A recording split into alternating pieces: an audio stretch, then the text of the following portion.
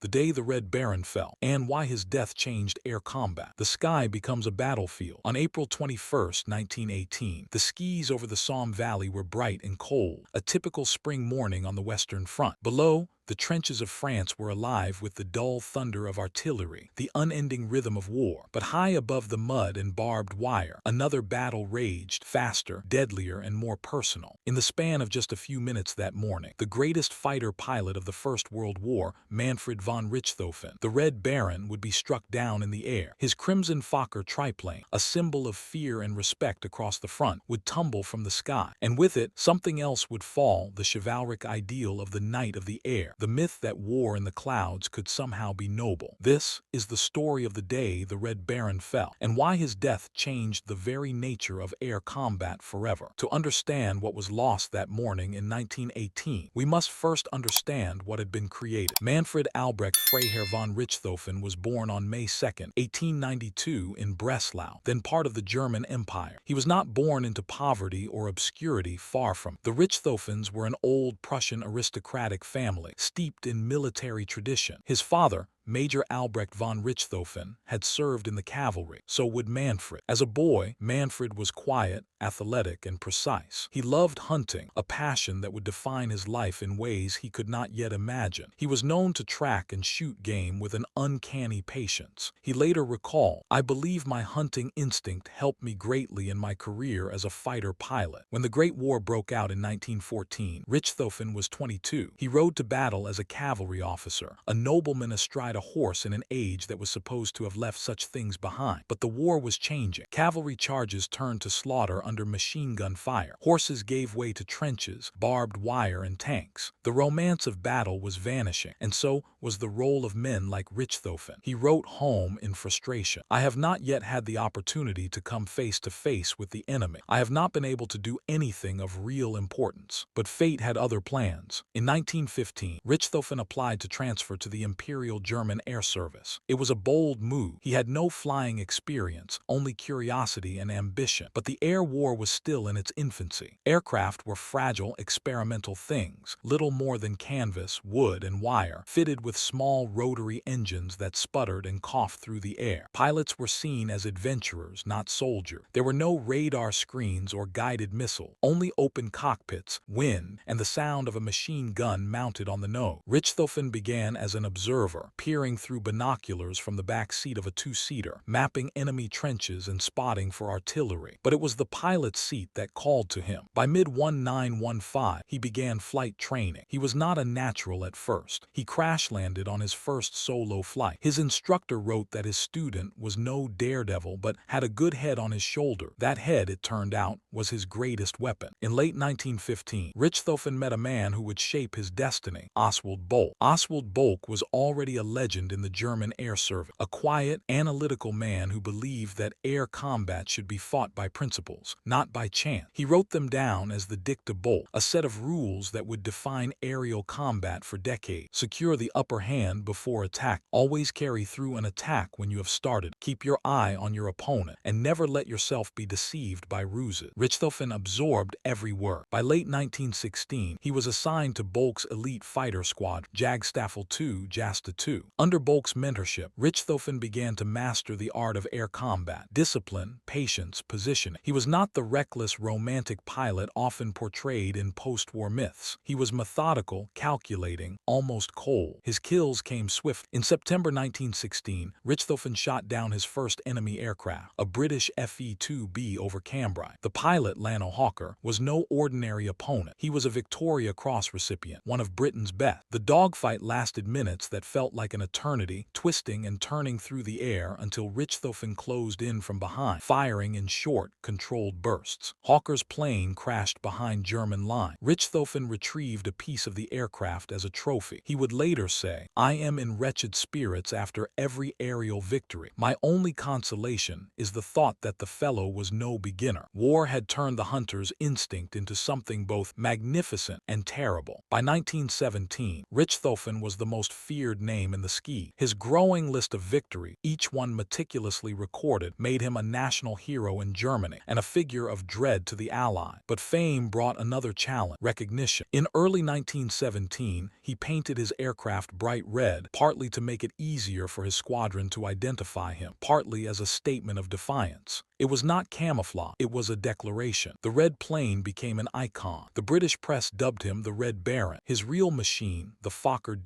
triplane, was agile, light, and deadly in a turn. It could climb faster than most Allied fighters, though it was slower in a dive. In Richthofen's hands, it became a precision weapon. By April 1917, Bloody April, the Allies called it, Richthofen had scored 52 victories. His squadron, Jasta 11, was the terror of the Western Front. British and Canadian pilots often referred to his unit as the Flying Circus because its plane, painted in bright colors, seemed to appear suddenly, strike, and vanish again. He was no longer merely a pilot. He was a symbol both for his own men, who revered him, and for his enemies, who respected him even as they hunted him. But symbols are dangerous in war. They attract attention and bullets. On July 6, 1917, while engaging a formation of British aircraft over Wervik, Belgium, Richthofen was struck in the head by a bullet that grazed his skull. He barely managed to land his plane. Witnesses later said he stumbled out of the cockpit dazed, bleeding heavily, unable to remember his own name for hours. The injury nearly killed him. For weeks, he suffered from severe headaches, dizziness, and nausea. Some historians believe the wound caused lasting brain damage, particularly affecting judgment and emotional control. After a brief recovery, he returned to combat against medical advice. But something in him had changed. His style became more aggressive, less cautious. He was still brilliant, but perhaps no longer invincible. He now commanded Jagdgeschwader 1, a group of 4 squadrons under his direct leadership. He was no longer just a pilot. He was a commander, a mentor, and a living legend burdened by propaganda. The German High Command paraded his image through newspapers, speeches, and postcards. He was the empire's answer to despair, proof that Germany still dominated the skies. But in the spring of 1918, as the war entered its final brutal year, the balance of power was shifting. New Allied aircraft, like the Sopwith Camel and the SE-5,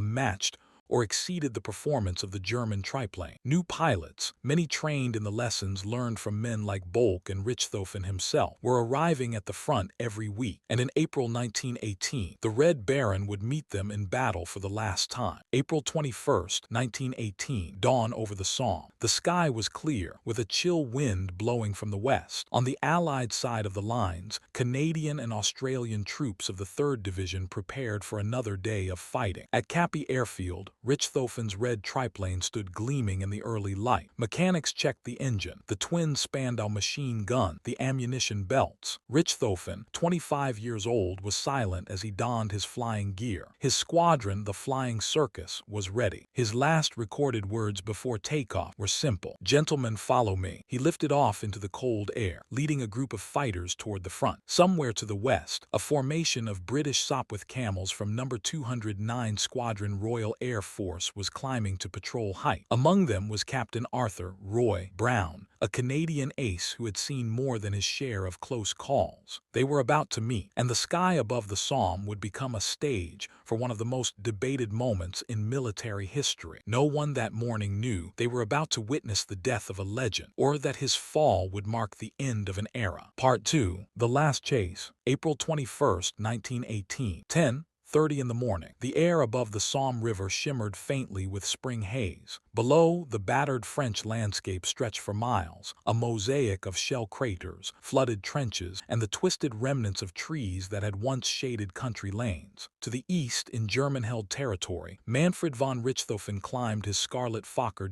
triplane through layers of pale cloud. His engine drummed a steady rhythm, the beat of the Obersel rotary roaring in his ears. Behind him, a handful of pilots from his Jagdgeschwader 1, men like Lothar von Richthofen, his younger brother, and Sebastian Festner, fanned out across the sky. To the west, the Royal Air Force's No. 209 Squadron had just lifted off from their base at Bertingels. Among them was Captain Arthur Roy Brown, a Canadian from Carleton Place, Ontario. Brown was a veteran, calm, competent, and deeply protective of his young pilots. One of those new flyers, Second Lieutenant Wilfred Wap May, was also Canadian, and he was flying his very first combat patrol that day. Fate, as history would show, had chosen its players. At approximately 10:45 a.m., near the French village of Le Hamel, the two formations sighted each other. From above, the German triplanes glinted red and blue against the sky. From below, the British Sopwith camels climbed in a tight spiral, their engines whining as they gained altitude. Among them, young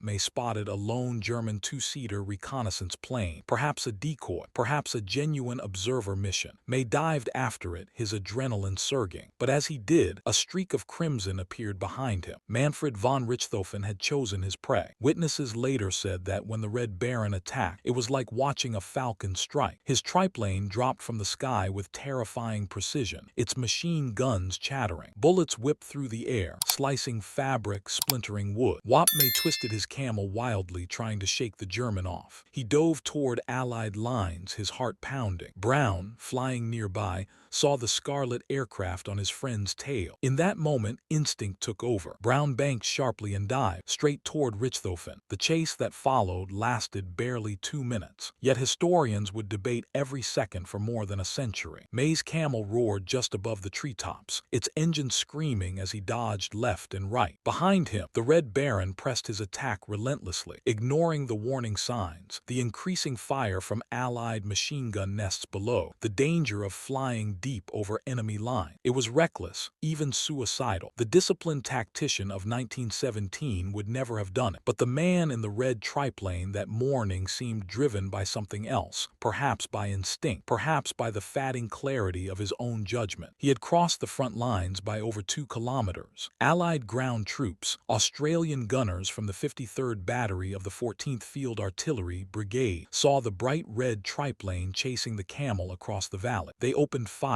At the same time, Roy Brown closed in from above and behind. He lined up his camel, aimed slightly ahead of the red aircraft, and squeezed the trigger. Short bursts of tracer fire streaked across the sky. Then a pause. The red triplane wobbled. Its nose dipped, and slowly, it began to descend toward the ground. At 10:59 a.m., the Red Baron's triplane touched down roughly in a beet field near the small village of Vaux-sur-Somme. It bounced once, twice, then skidded to a halt in the mud. Australian infantrymen rushed forward, weapons drawn, expecting resistance. But when they reached the cockpit, they found the pilot slumped over, his goggles pushed up on his forehead, his flight jacket soaked in blood. He was still alive barely. One of the soldiers, Sergeant Ted Smout, later recalled, he said something, just one word, "Kaput," then he was gone. The bullet that killed him had entered from his right side, passing through his chest and exiting near his left nipple. A wound instantly fatal but clean, suggesting a single, well-placed shot. Who fired that shot has been debated ever since. Almost immediately, confusion spread across Allied lines. Roy Brown was credited officially with the kill. His combat report read, "Dived on a red triplane which was firing on a camel. I got a long burst into him, and he went down vertical and crashed." The British High Command needed a clear story, and crediting an airman fit the narrative of an aerial duel between aces. Brown was awarded a Distinguished Service Cross. But on the ground, the Australian machine gunners had a different story. Men like Sergeant Cedric Popkin and gunner Robert Buey both claimed they had fired on the red triplane from below as it pursued the camel. Ballistic analysis conducted decades later by forensic experts suggested that the fatal bullet had entered from below and to the right, the angle consistent with ground fire, not Brown's position above and behind. If true, it meant that the Red Baron, the terror of the skis, had been killed not by another pilot, but by a soldier with a Vickers machine gun on the ground. Whatever the truth, one fact remained. His death was instantaneous, and it ended an era. The Australians who reached the downed aircraft didn't loot it. They stood around it in silence, aware they were in the presence of someone extraordinary. Captain E.R. Duck Lebaudelier, one of Brown's squadron mates, later wrote, "It was as though time stopped. Everyone knew who he was. Even in death he looked calm. You couldn't help but feel admiration and sadness." They removed his body carefully from the cockpit. In his pockets they found a wallet, a pair of gloves, a small silver cross, and a family photograph. By evening, the the body of Manfred von Richthofen was brought to No. 3 Squadron, Australian Flying Corps. There, under the command of Major David Blake, the Allies treated the remains of their fallen enemy with full military honor. A British officer wrote, "We buried the Red Baron as a soldier should be buried, not as an enemy, but as a fellow airman. His coffin was draped with flower, his grave marked with a simple wooden cross that read, Captain Manfred von Richthofen, killed in action, 21st April 1918. As the firing party gave its salute, one officer murmured quietly, "It seems wrong somehow. The skis will be lonelier now." When word of Richthofen's death reached the German front, disbelief spread through the rank. His men, the pilots of Jagdgeschwader 1, refused to accept it at first. Lothar von Richthofen, his younger brother, was devastated. The German High Command, desperate for heroes in the waning months of the war, declared a national day of mourning. Newspapers across Germany carried black-bordered headlines. Der rote Kampfflieger gefallen, the Red Air Fighter has fallen. His body was later exhumed by German authority and reinterred with full honors at Berlin's Invalidenfriedhof Cemetery, among other military heroes. But the myth of the Red Baron had already taken on a life of its own. To the world, the fall of the Red Baron marked more than just the death of one man. It was the death of the old idea of air combat itself. In the early days of the war, pilots were seen as knights of the sky. They saluted each other before duel. They dropped notes to inform enemies where their comrades had crashed. They fought with honor, or so the stories went. But by 1918, that illusion had crumbled. Air combat had become brutal, mechanical, and impersonal.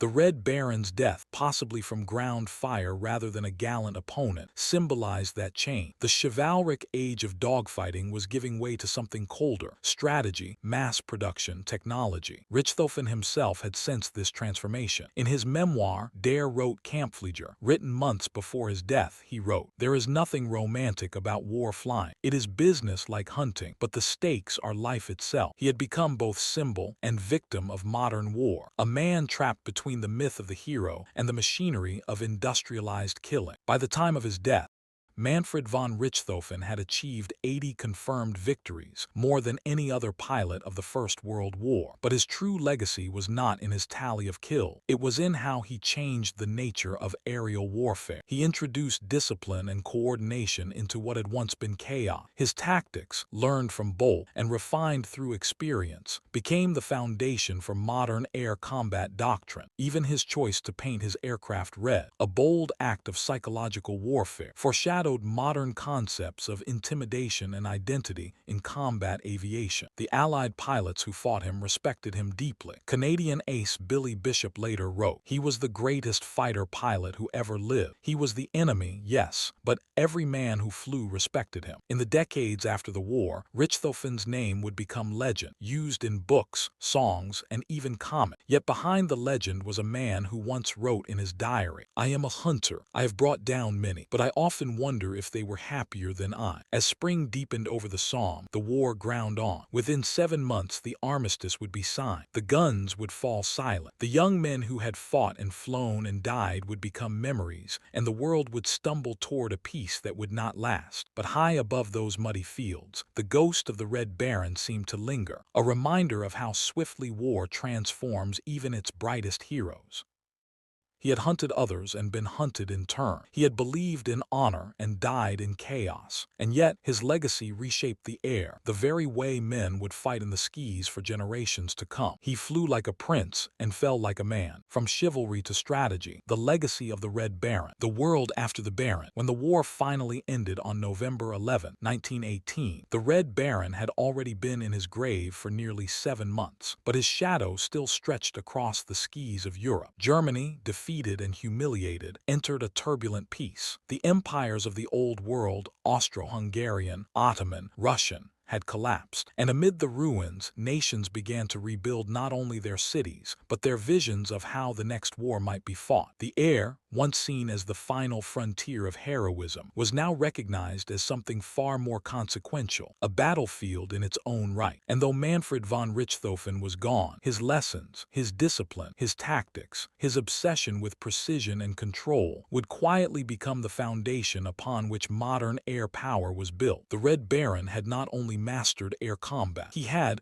without realizing it, helped invent it. Before Richthofen, aerial warfare had been almost improvisational. Men with pistols and rifles taking potshots across open cockpits, pilots relying more on bravery than strategy. But through figures like Oswald Boelcke and Richthofen himself, the art of air combat evolved into a science. Richthofen's own squadron, Jasta 11, became a model for future air units. He insisted on formation discipline, the idea that fighters should fly as coordinated teams rather than lone wolves. He taught his pilots to attack from altitude, to strike quickly and retreat, and to always maintain situational awareness. These concepts might sound basic now, but in 1917 they were revolutionary. His dicta Boelcke-based doctrine emphasized position over aggression. A pilot who attacked recklessly would die quickly. Mutual support. A squadron was strongest when its pilots covered each other. Concentration of force. Several fighters striking at one target could overwhelm even superior machines. The results were undeniable. Under his leadership, German fighter squadrons inflicted staggering losses on Allied air forces. By early 1918, the Red Baron's flying circus had become both legend and warning, proof of what discipline and organization could achieve in the air. After his death, both Germany and the Allies studied his methods intensely. Military theorists began to realize that control of the sky wasn't a romantic dream. It was a prerequisite for victory on the ground. As one British officer wrote after the war, Richthofen's tactics were the first to show us that air superiority is not a luxury. It is a necessity. When Richthofen fell in 1918, so too did the illusion that aerial warfare could remain noble. During the early years of the First World War, newspapers and novels had portrayed fighter pilots as modern knights, dueling high above the mud and blood, bound by honor and gallantry. These aviators were the shining contrast to the misery of trench warfare below. But by 1918, the truth was much darker. Planes no longer just chased each other through clouds. They bombed cities, strafed soldiers, and dropped explosives on civilians. The Red Baron himself had grown disillusioned. His early joy in flying and hunting had given way to grim resignation. In one letter, he wrote, "The soldiers on the ground no longer cheer when they see us. They only see death." After his death, the myth of the chivalric ace began to fade. The next generation of pilots would no longer see themselves as knights. They would be professionals, engineers of destruction, operating within an increasingly mechanized system. And that shift from honor to efficiency defined the 20th century. The 1920s and 1930s were decades of redefinition. Across Europe, nations studied the lessons of the Great War, drawing both inspiration and dread from what had happened above the trenches. In Germany, forbidden by the Treaty of Versailles to build an air force, former officers of the Imperial Air Service went underground. They joined secret flying clubs, civil aviation companies, and paramilitary organizations. Among them were men who had flown under Richthofen's command. They carried his doctrines forward in whispers, passing on his principles to a new generation. Meanwhile, in Britain, France, and the United States, airmen and theorists such as Hugh Trenchard and Billy Mitchell argued that future wars would be won not by army, but by aircraft. Strategic bombing,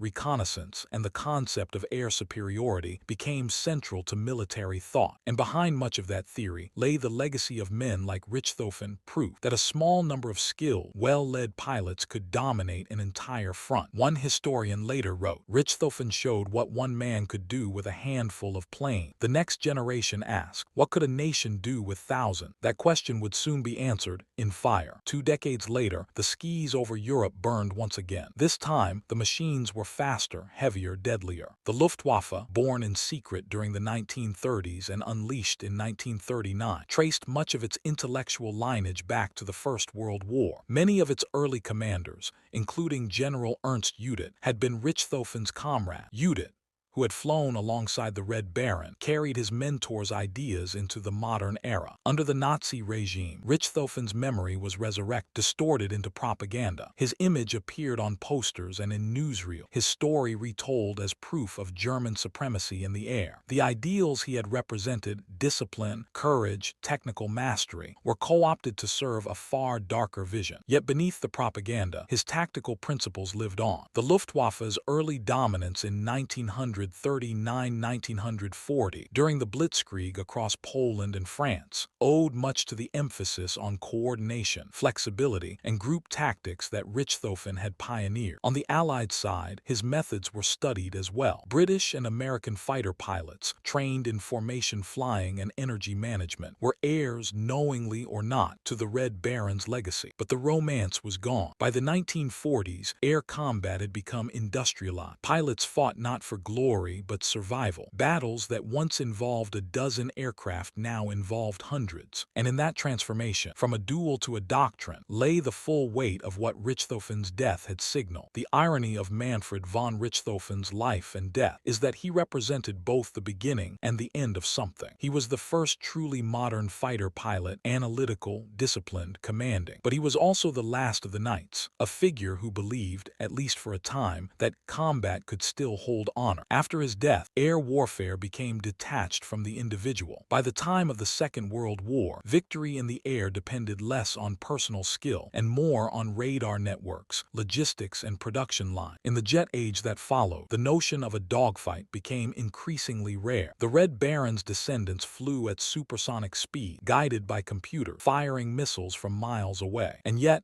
even as the nature of air combat changed, the legend of the Red Baron endured. Why? Perhaps because his story reminded us of something human in a world growing increasingly inhuman. The courage to face danger direct, the desire for mastery, the strange mixture of pride and fatalism that defines those who fly. As one modern pilot once said, "We all chase the Red Baron. We all know we'll never catch him." Behind the medals, the headlines, and the myths, Manfred von Richthofen was still a young man, 25 years old when he died. Letters to his mother reveal a gentler side. He often worried about her reading false reports of his death in Allied paper. He sent gifts home when he could, photographs, small trinkets, notes to reassure her he was safe. He never married. He rarely allowed himself personal attachment. His life was consumed by duty, by the pursuit of perfection in an art that offered only one kind of mastery: survival. In his memoir, he wrote, "I am not a sportsman in the sense that I love to fight for the sake of fighting. I fight to win. That is all." That clarity, that cold focus, is part of why his legend persists. He was not driven by ideology or hatred, but by an almost mathematical sense of purpose. It was that same purpose that led him to follow Wop May across the Somme that morning, ignoring the warning, ignoring the ground fire. He chased perfection one last time and paid the price. Historians have long asked, why did the Red Baron, the most disciplined tactician in the sky, make such a fatal mistake on April 21st, 1918?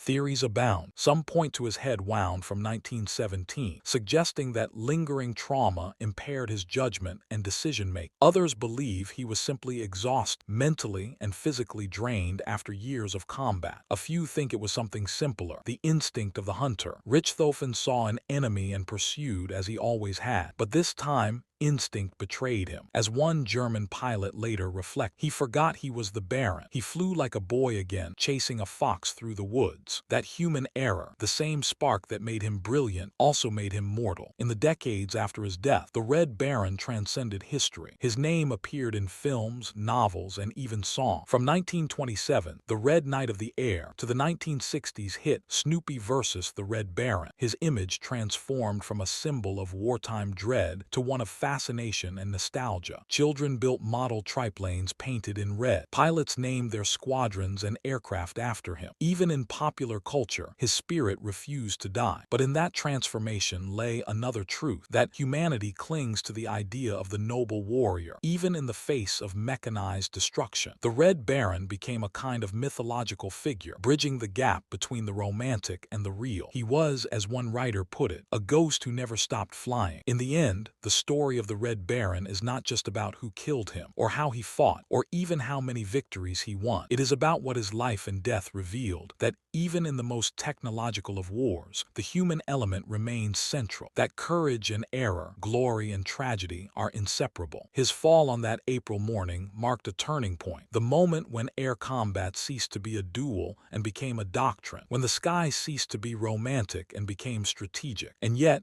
as every pilot who has ever looked down from the clouds will tell you, something of him remains there. The red triplane lies silent now, its canvas torn, its wood splintered by time. But the name, the Red Baron, still flies, a reminder of what we gained in knowledge and what we lost in wonder. Echoes in the Jet 8, the Red Baron's enduring shadow, the world that Manfred von Richthofen knew, the open cockpit duel, the smell of castor oil, the roar of rotary engine, vanished almost as quickly as it had appeared. By the middle of the 20th century, the frail triplanes of 1918 had given way to machines that could pierce the sound barrier. The pilots who now climbed into their cockpits sat behind radar screens and oxygen masks, surrounded by switches and electronics the Red Baron could never have imagined. But if he could have stood at the edge of a runway in the 1950s, watching a jet fighter thunder into the sky, he would have recognized something in the way it moved, the precision of the climb, the balance of aggression and control. His spirit, the cold efficiency of the hunter, still lived in those men who flew at the edge of possibility. As one test pilot once said of Richthofen, he was the first to understand that the sky rewards discipline more than daring. That lesson would carry through every war that followed. The decades after World War II ushered in the age of jet combat. Korea, Vietnam, the Middle East. The air duels of these conflicts were faster, deadlier, but no less personal. In the Korean War, U.S. Sabres and Soviet MiGs danced above the Yalu River, twisting in combat that lasted seconds instead of minutes. Many of those pilots, though armed with radar-guided guns and advanced technology, studied the same principles Richthofen had lived by. Gain the advantage, attack from above, stay aware, and never lose your cool. Major James Jabara, America's first jet ace, once remarked, "The man who keeps his head wins. The rest is just physics." That could have been written by Richthofen himself. In Vietnam, where dogfights returned with supersonic speed, pilots rediscovered the necessity of skill over machinery. Early missile systems failed. Planes closed to visual range once more. Suddenly, the lessons of 1917, patience,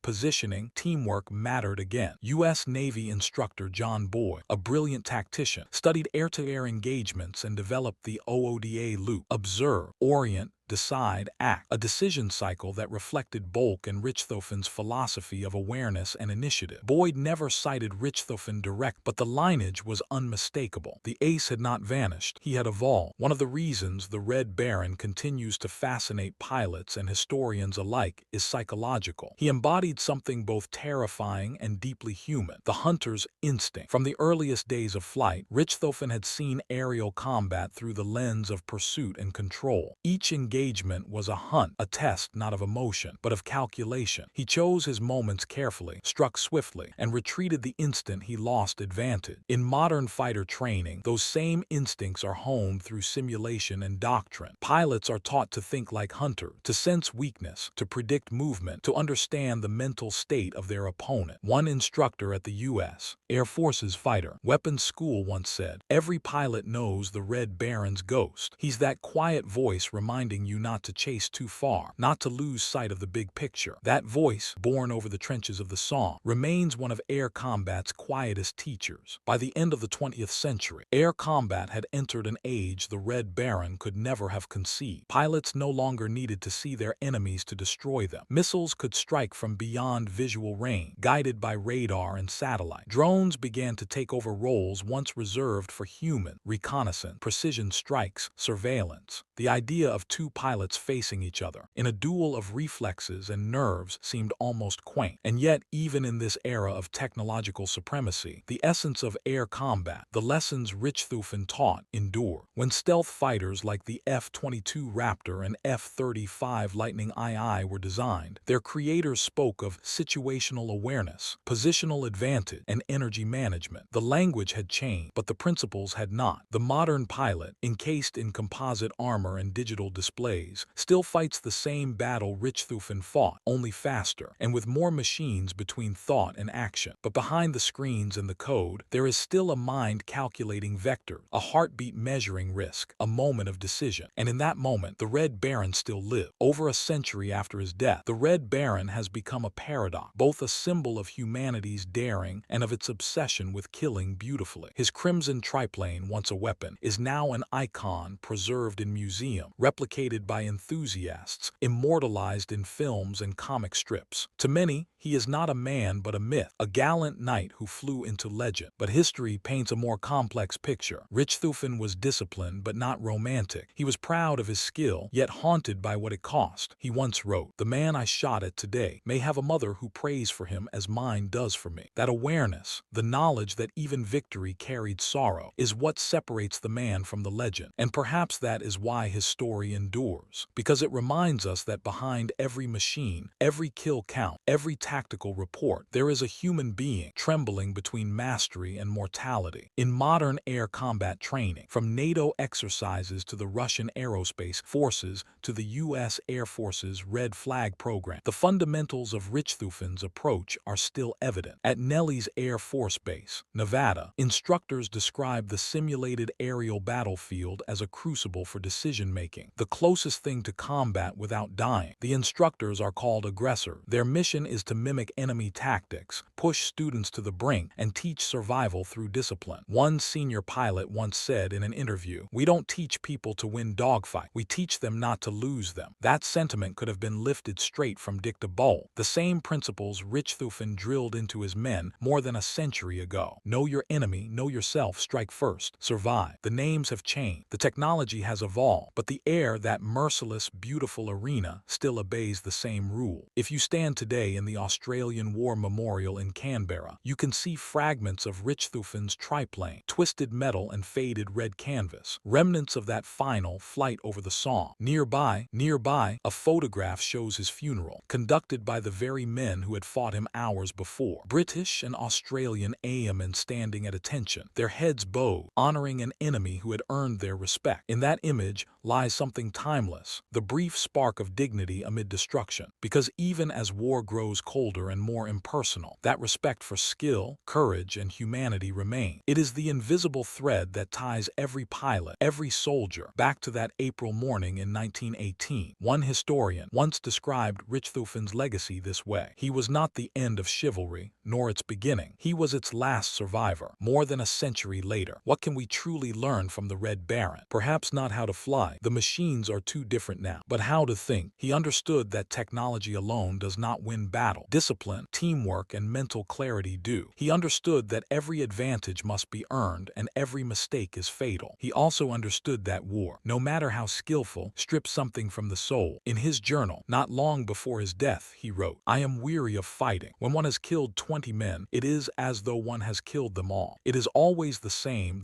sky, the same enemy, the same fear." Those words echo across time. They remind us that every advancement in warfare, from the triplane to the drone, brings both mastery and loss. And perhaps that is the true meaning of his fall, that every age of war must confront the humanity it risks forgetting. Today, pilots no longer look across an open cockpit at their enemy. They might never see the face of the person they fight. And yet, in every Air Force museum, in every classroom where aviation history is taught, the story of Manfred von Richthofen is told, not because of his kill count or his fame, but because his story bridges two worlds, the old and the new, the man and the machine. He was the last of the knights, and the first of the tacticians. The world that came after him would forget the poetry of flight, but not its price. April 21st, 1918, the Somme Valley. The red triplane lies broken in the field, its engine still ticking as it cooled. A few soldiers stand silently nearby. One of them bends, removes his helmet, and whispers a simple word, not of triumph but of awe: "The Baron." Above them, the clouds drift slowly across the morning sun. The wind carries the faint echo of engine, a reminder that even legends must fall, but their echoes never truly fade. Manfred von Richthofen's death marked the end of one war, but the beginning beginning of another, the war for control of the air, the war of ideas and machines, of discipline and instinct. And as long as men and women take to the sky, his lessons will remain, written not in ink, but in vapor trails and the silent lines between hunter and hunted. He taught the world how to fight in the air, but in dying, he taught us something greater, that even the mightiest wings cannot rise forever, that every legend must fall, and that from that fall, the world learns to fly anew.